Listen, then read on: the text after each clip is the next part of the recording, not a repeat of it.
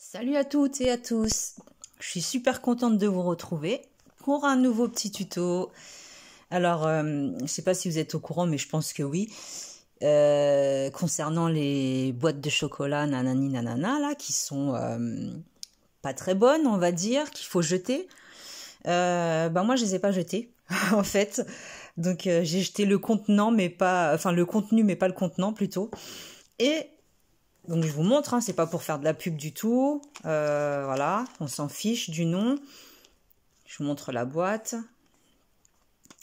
Donc apparemment ça fait partie de la marque Ferrero. Hein. Et ben j'ai customisé, tout simplement. Donc voilà, vous pouvez y mettre ce que vous voulez, des crochets, des pinceaux à maquillage, des feutres pour les enfants, des crayons de couleur, des petits écheveaux, vous savez quand il nous reste des petits fils, des petites pelotes, vous pouvez les glisser dedans, ça protège, il y a un capuchon, c'est parfait, vous pouvez l'emmener partout, c'est vachement solide, vous pouvez même l'utiliser vraiment pour ce que vous voulez, le mettre dans le sac à main, mettre des lunettes, des produits que vous avez besoin pour les femmes, tout ce qui peut être d'ordre intime. Voilà, des idées, il y en a beaucoup. Après, c'est chacun fera comme ça lui plaît. Donc, vous avez vu que c'est pas du tout compliqué. C'est vraiment pour utiliser tous les fins de pelote. J'en ai vraiment marre d'avoir des tas et des tas de fonds de pelote qui servent à rien. Je me suis dit, allez hop, je vais customiser cette petite boîte. Ça peut être pas mal pour les feutres, pour tout ce que je viens de vous énumérer. Donc voilà, je vais vous montrer comment j'ai procédé. Si vous avez d'autres boîtes, peut-être pas le même format, mais d'autres tailles, même des bocaux, vous pouvez également les customiser. Alors, tout ça, c'est, et encore, hein, je vous montre vraiment un échantillon, c'est des morceaux de fin de pelote que j'ai. Ça me gaffe, ça prend de la place, je ne sais pas où les mettre. Donc, je vais vous montrer comment on peut faire. Vous allez voir, c'est hyper facile. Vous voyez, je suis partie d'un cercle et je vais vous montrer tout ça. Les débuts, je ne vais pas vous montrer jusqu'en haut parce que vous aurez peut-être pas ce format-là, vous aurez peut-être un format plus petit, mais en tout cas, ça sera toujours la même façon de procéder. Alors, on va commencer. J'ai crocheté avec le crochet 3,5 comme ceci. Donc j'ai fait un cercle magique, voilà, et en même temps ça fait office de recyclage, hein. Vous avez vu, comme ça on essaye d'être un petit peu écolo, quoi, hein. Ça serait pas mal. Donc un cercle magique fixé avec une maille, c'est bon, ça bouge plus. On va sortir le fil qui se trouve à l'intérieur, voilà. Dans ce cercle magique, bon, j'ai complètement éclaté le vernis, hein. J'ai jamais la patience d'attendre. On va venir faire 6 mailles serrées. Donc 1, 2, 3, 4, la 5e, la 6e. Nous avons nos 6 mailles serrées. On va tirer légèrement sur le fil, pas totalement parce qu'il faut qu'on accroche de l'autre côté. Sinon ça va coincer. Donc sur la première qui se trouve ici, on entre sous les deux brins et on vient faire une maille coulée. Le fil, on ne le tire pas maintenant, on le tirera après, à la fin du second tour. Ça, c'est le premier tour. Le deuxième tour, une maille en l'air. Sur chaque maille, là on a fait une maille en l'air, au même endroit, on va venir faire 2 mailles serrées. Donc ça va être un tour d'augmentation sur chacune de nos mailles. Première augmentation, et on va faire ça 6 fois parce qu'on a 6 mailles serrées. 2 mailles serrées dans la même maille, deuxième augmentation. 2 mailles serrées dans la même maille, c'est la troisième. 2 mailles serrées, c'est la quatrième. 2 mailles serrées, 5e augmentation, et la dernière, 2 mailles serrées également dans la même maille. nous avons nos 6 augmentations. Vous pouvez travailler en cercle avec des marqueurs ou comme moi je me suis pas pris la tête. J'ai à chaque fois uni avec une maille coulée. Maintenant, on peut tirer le fil. Voilà. Donc, nous avons fini notre deuxième tour qui se composait uniquement d'un tour d'augmentation. Très, très simple. Troisième tour, une maille en l'air. Je commence toujours par une maille en l'air. Dans la maille, là où je viens de faire la maille en l'air, la première ici même, où j'ai uni, une maille serrée. Dans la maille d'à côté, une augmentation. Ça veut dire 2 mailles dans la même maille. La maille suivante, une maille serrée. On alterne. La maille suivante, une augmentation. Donc on fait 2 mailles serrées. Quand je vous dis augmentation, c'est 2 mailles serrées dans la même maille. La maille suivante, une maille serrée. Celle d'à côté, une augmentation. Toujours en maille serrée. Après, vous pouvez faire en bride, en demi-bride, c'est vous qui décidez. La maille suivante, une maille serrée. Celle d'à côté, une augmentation. Comme ceci. Maille suivante, une maille serrée. Celle d'à côté, une augmentation. Vous voyez, le troisième tour, c'est toujours pareil. Une maille serrée dans la maille suivante. Et dans la dernière maille, on termine par une augmentation puisque nous avons commencé notre tour avec une simple maille serrée. On unit sur notre première maille serrée et on fait une maille coulée. Nous avons fait notre troisième tour. Alors, moi, j'ai pas changé de couleur tout de suite parce que je suis partie du principe que le fond, on ne le voit pas. C'est que quand on la retourne, que l'on va voir les changements de couleur. Mais vous pouvez changer de couleur quand vous en avez envie. Donc, le tour numéro 4. Une maille en l'air. Première maille, une maille serrée. Deuxième maille d'à côté, la maille suivante, une maille serrée également, individuelle. Et dans la troisième maille, on vient faire une augmentation. C'est-à-dire 2 mailles serrées dans cette même maille. On recommence. Une maille serrée toute seule, à côté une deuxième maille serrée toute seule, et dans la troisième, on augmente. On fait 2 mailles serrées. On continue jusqu'au bout. Une maille serrée, 2 mailles serrées, à côté, on augmente. 1 et 2. Une maille serrée, 2 mailles serrées. Dans la troisième, on augmente. On fait 2 mailles serrées ensemble. On fait ça pareil jusqu'au bout. Donc première, deuxième et dans la troisième, 2 mailles serrées. Une maille serrée toute seule, une deuxième maille serrée toute seule. Dans la dernière, on augmente. 2 mailles serrées. On a terminé, on unit sur la première avec une maille coulée. Ça, c'était le tour numéro 4. Donc on voit, on vérifie de temps à autre pour voir si on doit s'arrêter au niveau des augmentations ou si on doit continuer par rapport au diamètre du pot que vous allez utiliser pour recouvrir. Donc pour ma part, je continue. Alors, on arrive au 5e tour. Une maille en l'air. Et là, c'est toujours la même façon de faire, sauf qu'on augmente à chaque fois.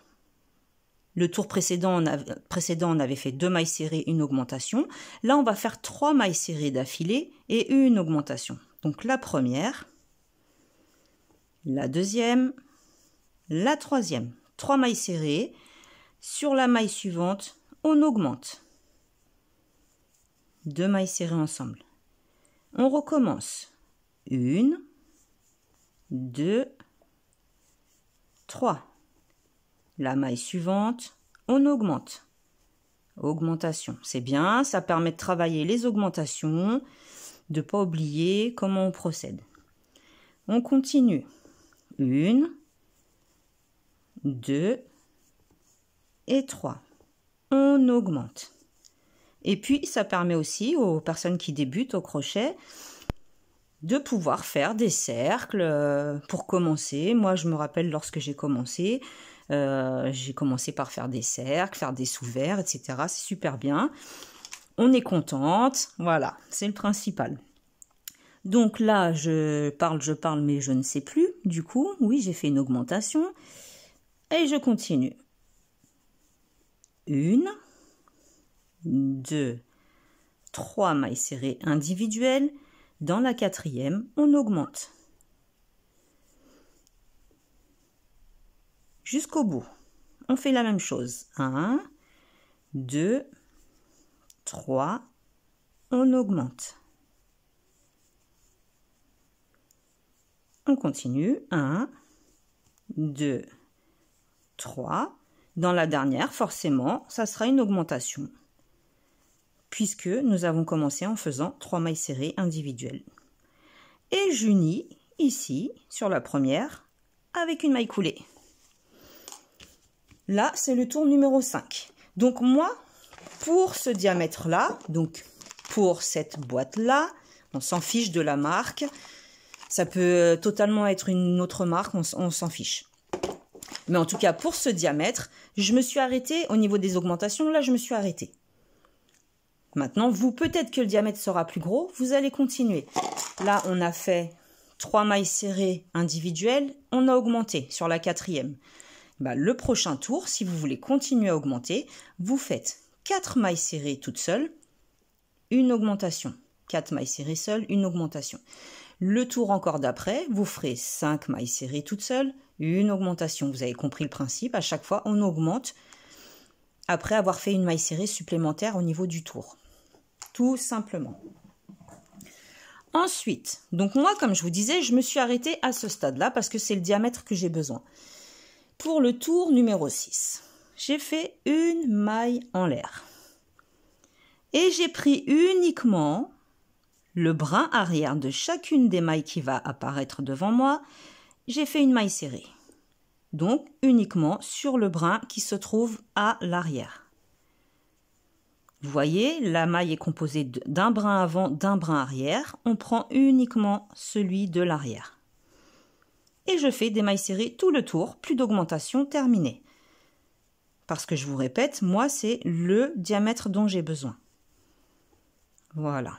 Donc je fais des mailles serrées en entrant simplement dans le brin qui se trouve à l'arrière, le plus éloigné de moi. Celui qui est le plus proche de moi, je ne travaille pas dedans. Tout simplement. Maille serrée sur maille serrée. Mais brin arrière. Pour pouvoir avoir la démarcation, ce qui va nous permettre de bien pouvoir monter. Ça va nous donner de la hauteur. Donc je fais ça jusqu'au bout. Là c'est des mailles serrées, je vais un peu plus vite. Vous connaissez les mailles serrées. C'est pas compliqué. Alors moi je les fais de cette façon-là. Maintenant vous pouvez très bien les faire normalement, c'est-à-dire comme ça. Moi je préfère prendre le fil comme ceci. Parce que je trouve que c'est plus joli. Qu'on voit vraiment le nombre de tours. Pour compter, c'est vraiment plus pratique. Voilà, j'arrive à la dernière. Hop. J'unis maintenant sur ma première. Dans les deux brins, je rentre à l'intérieur et je fais une maille coulée. Voilà, vous avez vu, ça nous fait une petite démarcation. C'est normal. C'est de façon à pouvoir monter le travail. Donc à partir de ce moment-là, vous pouvez d'ores et déjà, si vous voulez, c'est vous qui allez décider les couleurs, le code couleur que vous allez choisir, c'est vous qui allez décider à quel moment vous allez changer vos couleurs, etc. Moi, je fais de cette façon-là. Donc je vous montre, j'entre mon crochet, j'ai fait un petit nœud coulant ici avec ma deuxième couleur. Je passe mon fil, je tire. Je vais cacher ces deux fils en crochetant par-dessus. Et là, on va répéter le même processus, des mailles serrées mais dans les deux brins. tout simplement. C'est parti, je crochette, j'en profite pour crocheter, cacher mes fils qui sont en dessous. Mais là, je prends les 2 brins, je prends la maille en entière. Voilà, que des mailles serrées. J'ai fait uniquement des mailles serrées. C'est pour ça que je vous disais en début de vidéo, vous pouvez faire en bride, en demi-bride, ce que vous voulez. Mais bon, l'intérêt, c'est de ne pas voir le support en dessous. Vous voyez, là, en maille serrée, on voit vraiment pas. Et c'est ça que je vous expliquais. Vous voyez, on peut vraiment compter les rangs, là, les tours. On voit vraiment la démarcation des mailles serrées. Ça forme des espèces de petites croix.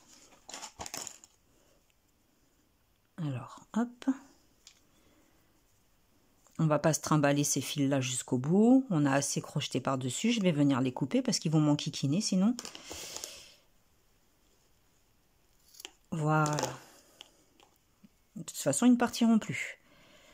Allez, on continue en maille serrée tout le tour. Vous voyez, ça va aller très très vite. Vous allez continuer de travailler de cette manière jusqu'à la hauteur nécessaire pour recouvrir votre contenu. Contenant. Jusqu'à recouvrir votre boîte. Voilà, votre boîte, votre pot, ce que vous allez utiliser. Après, comme je vous ai dit, vous pouvez faire des motifs, pas de motifs. C'est vous qui décidez. Là, je fais uniquement des mailles serrées. Parce que en plus, j'aime bien. Moi, j'adore le rendu de la maille serrée. Je trouve ça super joli. Et on entre dans la première maille coulée. Ça sera toujours de cette façon-là. Voilà, ça commence à monter. Donc, je ne vais pas faire une vidéo qui va durer 25-30 minutes, qui va monter jusqu'en haut. Ça ne sert à rien. Vous avez compris le principe. Vous allez monter, en tour, maille serrée, changer les couleurs, remettre de la couleur.